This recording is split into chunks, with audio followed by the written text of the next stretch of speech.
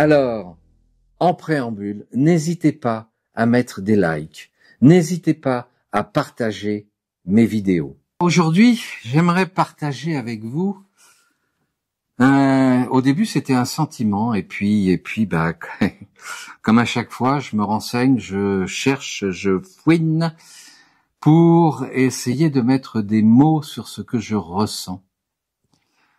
Ou peut-être même sur des réalités que peut-être beaucoup d'entre vous expriment, et puis que d'autres, dans leur inconscience, se disent « il y a quelque chose qui va pas, mais je sais pas quoi ». Et donc vos points de vue sont les bienvenus.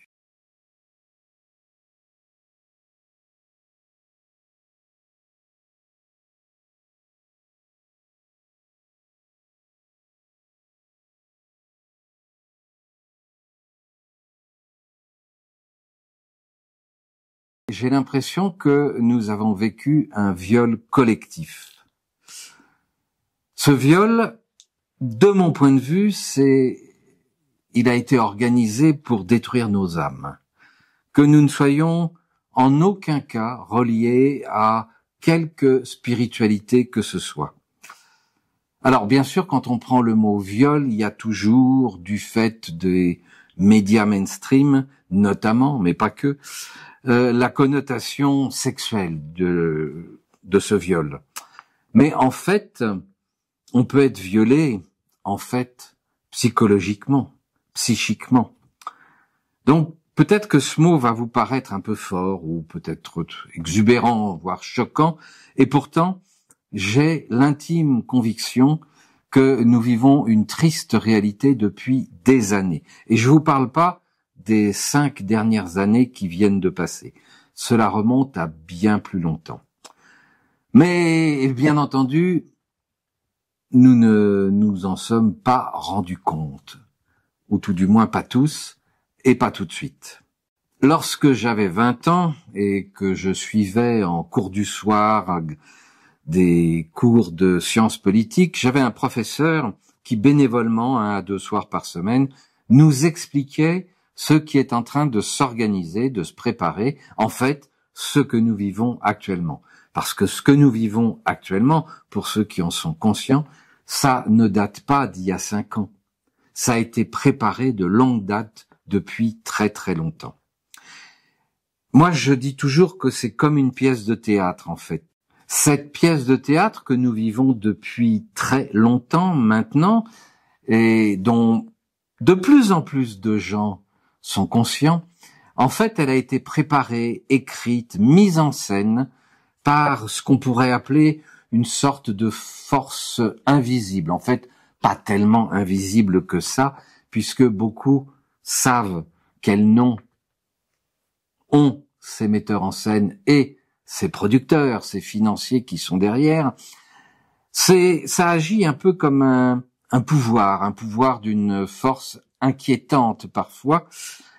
Et les régisseurs, les acteurs de cette pièce de théâtre, qui sont en fait des marionnettes, eh bien, nous font vivre des choses qui sont parfois, si on les regarde sous un certain angle, totalement fantasmagoriques. Alors, dans quel but tout ceci est organisé? Je le répète souvent, pour nous diviser, nous opposer les uns aux autres. Et aujourd'hui, je crois que nous sommes de plus en plus nombreux à avoir compris cela.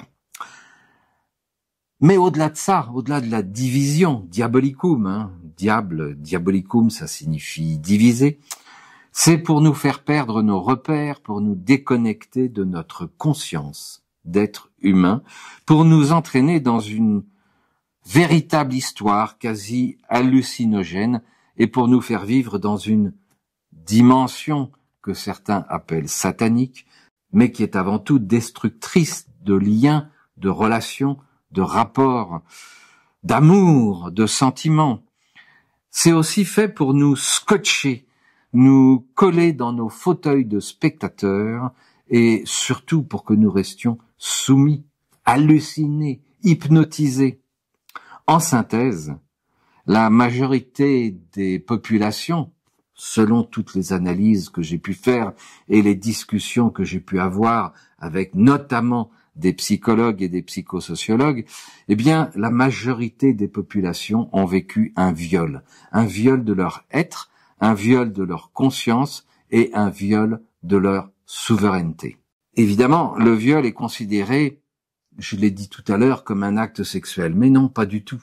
Pas du tout, justement. Et si on parle autant de viol sexuel, c'est bien pour nous détourner l'attention.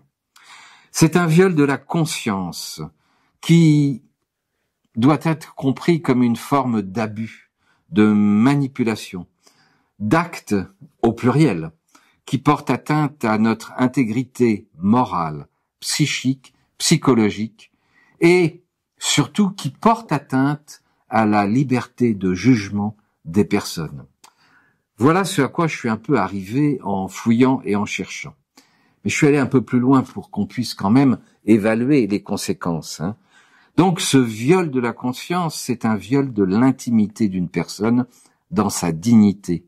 C'est une forme d'emprise affective et psychologique par une personne en position d'autorité, autorité privée ou autorité publique, qui utilise son pouvoir pour manipuler, voire même contrôler la conscience d'autrui. Si ça ne vous dit rien, j'y peux rien. En fait, ce viol, c'est tout simplement une forme de coercition mentale, une capture et une mise en esclavage des convictions, des croyances et des consciences. Et quelles sont donc les conséquences psychiques, physiques et psychologiques des personnes qui subissent ce genre de viol parfaitement sournois et insidieux? Car d'un autre côté, on nourrit nos égos pour faire croire qu'on est beau, qu'on est riche, qu'on est fort, ou que nous sommes des victimes. Mais ça, j'en parlerai dans une prochaine vidéo. Alors, les conséquences psychologiques, j'ai pris des notes, c'est d'être éventuellement dans un état de choc, mais surtout, et c'est ce que nous remarquons avec tous les gens avec lesquels je travaille, c'est qu'une grande partie encore de la population est dans un état de déni. C'est-à-dire que la victime peut paraître calme ou indifférente, ou parfois très agitée et très émotionnelle. C'est aussi la possibilité pour certains d'être dans des comportements contradictoires, alternance entre être bavard, c'est-à-dire se répandre sur cette émotion que les gens ont vécue, ou au contraire, et ça rejoint le déni, ne pas vouloir parler de l'événement. Non, on passe à autre chose. C'est passé, c'est pas grave, c'est passé. Ça peut aussi être des réactions dissociatives, des difficultés à se concentrer, à se souvenir de l'événement, ou un sentiment de déconnexion avec la réalité. Par contre, ce que l'on peut mesurer beaucoup plus, c'est l'état de dépression et d'anxiété, un sentiment de tristesse, de peur, de nervosité ou d'hypersensibilité. Alors je suis allé chercher des chiffres et la consommation chez les jeunes de 12 à 25 ans, la consommation d'anxiolytiques a augmenté, semble-t-il, de 8%. J'ai des chiffres qui vont jusqu'à 25%. Avec une hausse beaucoup plus marquée, du double, chez les filles. Et cette augmentation est beaucoup moins importante que celle des antidépresseurs qui ont connu une hausse de 55%, tous les deux sur la même période, entre 2019 et 2023. Est-ce que ça a un rapport avec le fait que nos consciences, que nos convictions, que nos croyances aient été violées? Ça, je vous laisse faire cette analyse et avoir votre intime conviction. On remarque aussi, depuis cette même période, un abus de substances, on va pas les nommer, et des comportements agressifs, voire des comportements suicidaires. Je vais prendre juste un chiffre. En France, la consommation de cocaïne a augmenté, il parle de significativement. Eh oui. Toutefois, en 2023, on compte environ 1 100 000 personnes qui ont consommé de la cocaïne, c'est-à-dire 2 fois plus qu'en 2022. Les drogues de synthèse ont également connu une très forte hausse. L'ecstasy ou le MDMA, il semblerait que la population consommatrice de ces produits a doublé et l'expérimentation de l'héroïne continue de progresser en France avec 850 000 expérimentateurs. J'aime bien les mots que les sites officiels utilisent. Voilà, en 2023. Évidemment, il n'y a pas que ça quand on a subi un viol. Les personnes qui ont subi un viol sexuel peuvent vous en parler beaucoup mieux que moi. Ça peut être la peur de s'engager dans de nouvelles relations. Ça, c'est pour la partie sexuelle. Mais il y a aussi la peur de s'engager dans de nouvelles relations avec des gens qui sont dans le déni ou qui, du fait qu'ils soient dans le déni, déclenchent des violences, des colères, car ils ne veulent pas qu'on parle de l'acte que nous avons subi. Bien sûr, il y a tous les gens qui vivent des cauchemars, qui sont en hypervigilance, en évitement. Et il y a aussi les gens qui sont en dépression, j'en ai parlé en avant avec les antidépresseurs. En conséquence, on remarque qu'entre 2014 et 2021, la consommation d'antidépresseurs chez les mineurs a augmenté de plus de 62%. Tout ça, ce sont des chiffres tirés des données qu'on trouve sur le net. Cherchez, vous allez retrouver les mêmes. Voilà. Il y a évidemment les phénomènes de dissociation et de dépersonnalisation, des comportements suicidaires, j'en ai parlé. Et pour les gens qui avaient déjà des difficultés en termes d'estime de soi, s'ajoutent des troubles obsessionnels compulsifs, des troubles du comportement, ce qu'on appelle les fameux TOC. Sinon, si on écoute les médias mainstream, tout va bien. Donc, tous ces chiffres et toutes ces analyses me portent à considérer que on a peut-être bien subi un viol et un viol collectif. Évidemment, pour sortir de cela, il faut en parler. Et pour en parler, Santé publique France dénote qu'il y a 11,7% d'augmentation de consultations en psychiatrie chez les jeunes, en particulier chez les 25-34 ans. Et une hausse alarmante des troubles psychiques chez les enfants et les adolescents. Ils donnent pas de chiffres, hein. On voit aussi que le nombre de suicides en France a atteint 9200 personnes, soit une progression de 3,3%. Bref, j'en passe parce que si je fais la liste, il y a de quoi vraiment se dire, mais où va le monde? C'est catastrophique. Et les gens sensibles qui regarderaient cette vidéo pourraient se dire, je vais aller me suicider, ce qui n'est pas du tout le but de cette vidéo. Comment nous en sommes arrivés là? En fait, j'ai repris tout simplement les quelques points qu'utilisait le ministre de la propagande du Troisième Reich, Joseph Goebbels, ainsi que les soviétiques. Attention à ne pas confondre avec les Russes. D'abord, simplifier le discours au maximum. Un message doit être direct, dépourvu de nuances. Si jamais il était complexe, les gens pourraient se poser des questions. Il faut le répéter et le répéter sans cesse pour que ça devienne une réalité. Et surtout, trouver un ennemi. Alors, les ennemis, on en a eu. On a eu la Covid, on a eu la Russie, maintenant on a Trump. Il suffit de trouver des ennemis, rejeter sur l'adversaire ses propres pratiques. Donc, quand on manipule, il faut accuser l'autre de manipulation. Il faut déformer la réalité, pointer du doigt ses opposants en prétendant qu'ils mentent. Et ce procédé sème la confusion et détourne l'attention. Bien sûr, exploiter les émotions. Ne pas être dans le factuel, ne pas être dans le réel. Exploiter les émotions et notamment la peur. Nous sommes en guerre, nous sommes en guerre, nous sommes en guerre. Bon, aujourd'hui nous sommes en guerre contre un pays qui, il y a 6 mois, était obligé de démonter ses machines à laver pour pouvoir fabriquer des armes et faire tourner ses chars. Et le tel pays qui donc fait tourner ses chars et ses armes avec des puces de machines à laver et de jeux vidéo est aujourd'hui à nos portes. C'est à mourir de rire. C'est vraiment, voilà.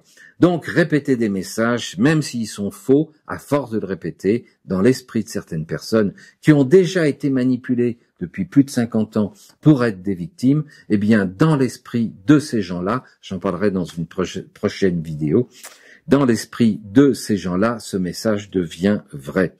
Alors, et bien entendu, je viens d'en parler, identifier une menace extérieure.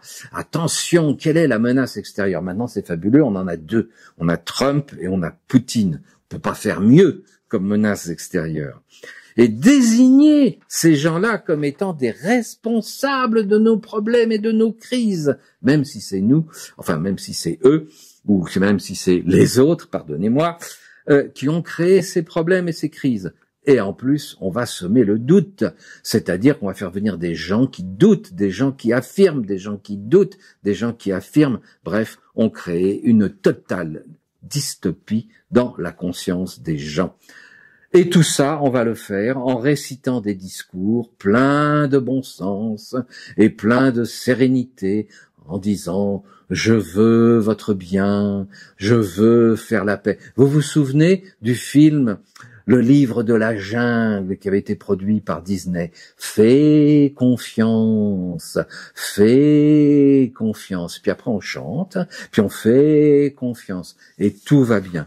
Voilà. Voilà comment, en fait, on est en train de nous voler nos âmes, de nous voler nos consciences, de nous violer nos âmes et nos consciences avec des gens qui, bien sûr, ne reconnaîtront jamais leurs erreurs. Ça fait partie du programme. Ils savent tout. Comment s'en sortir? Bien sûr, c'est toujours la question. Tout est dans le cœur, tout est une histoire d'amour et tout est une histoire de cœur. D'abord, peut-être, commencer à s'aimer soi-même. Et puis peut-être aussi se dire, il est peut-être beaucoup plus important d'être, bien sûr, dans l'amour de soi, mais d'être dans l'amour avec les autres que d'être dans la haine, la vengeance et les règlements de compte. Car ceux qui sont dans la haine, la vengeance et les règlements de compte vont avoir un choc en retour.